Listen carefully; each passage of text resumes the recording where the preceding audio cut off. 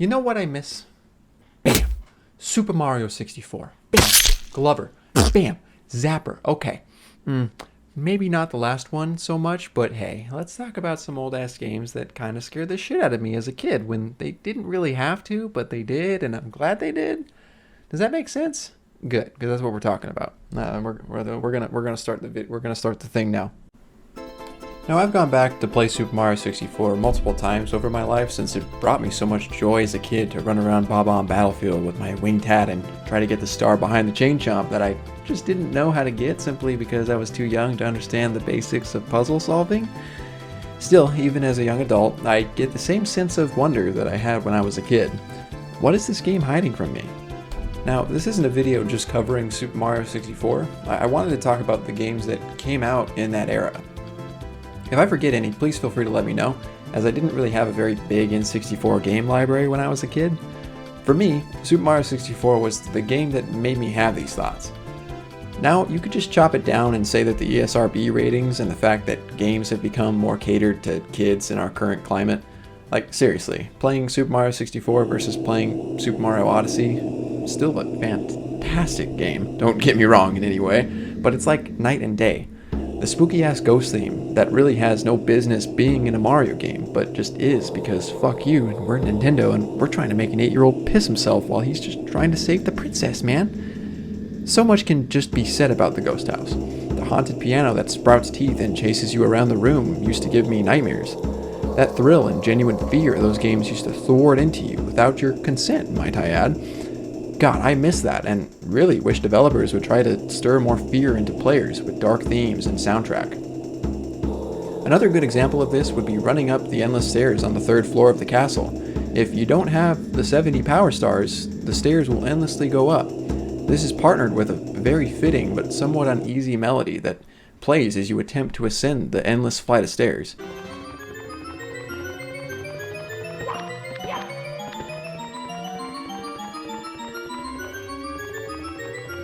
It's not scary, but it's just an uneasy melody that sounds evil, almost perfectly capturing what it would feel like if Bowser cast a powerful dark spell that only 70 power stars can shield you from.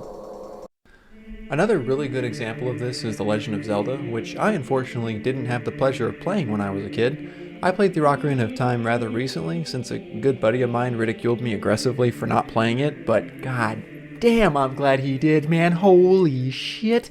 It was such an incredible game, and that's coming from someone who's never really touched a Zelda game before, let alone a game made the same year that I was still shitting in my dumb little diaper pad, man. We don't need pictures of that, but what we do need to picture is this soundtrack. Just listen to this, man. What is this? I love it. This is what passion sounds like.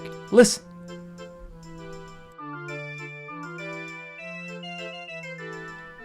Now, this game is much more upfront with its obscurities, as it's seen throughout the game as you progress its story. Running through the Hyrule Market as a kid is so happy-go-lucky, and then you jump 7 years into the future and you see the husks of the people that once inhabited this market, and you see the damage that Ganon has done. It's powerful, and would definitely scare the shit out of little 8-year-old poopy diaper butt over there twiddling his thumbs trying to throw Bowser's fat ass into some bombs. This is a special type of world building that's hard to find nowadays in games, like The Legend of Zelda and Super Mario. I'm going to be primarily using these two games to illustrate what I mean because shit, I think they did it the best, and at least out of the games that I've played that come to mind. There's a sense of immersion that we just don't get in games anymore, that come with making the player feel isolated. In the Ocarina of Time, to progress the main story, you need to go down a well to retrieve this Eye of Truth, which allows you to see changes in rooms that you wouldn't normally be able to see.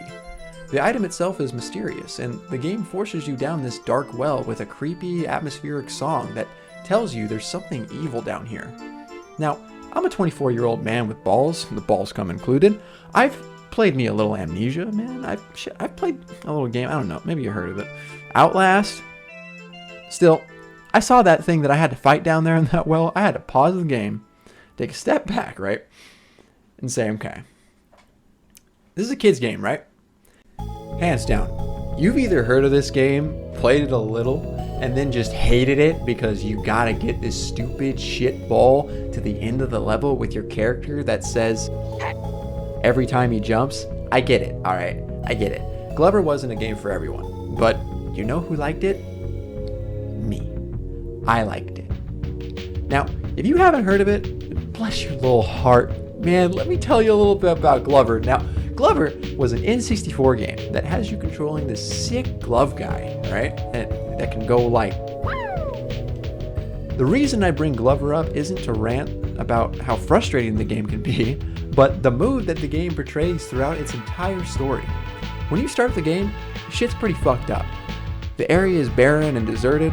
You can hear the laugh across stage echoing out into the wasteland that used to be inhabited before the quote-unquote disaster. It's an in-game event that happens in the intro cutscene where the wizard and his 2 magic gloves are making a potion that goes bad.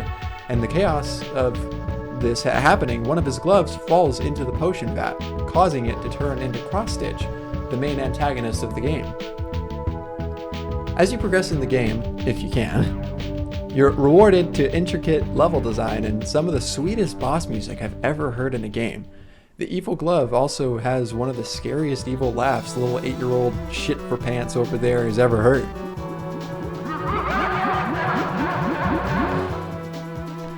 Did I mention the chicken that farts on the swing by himself?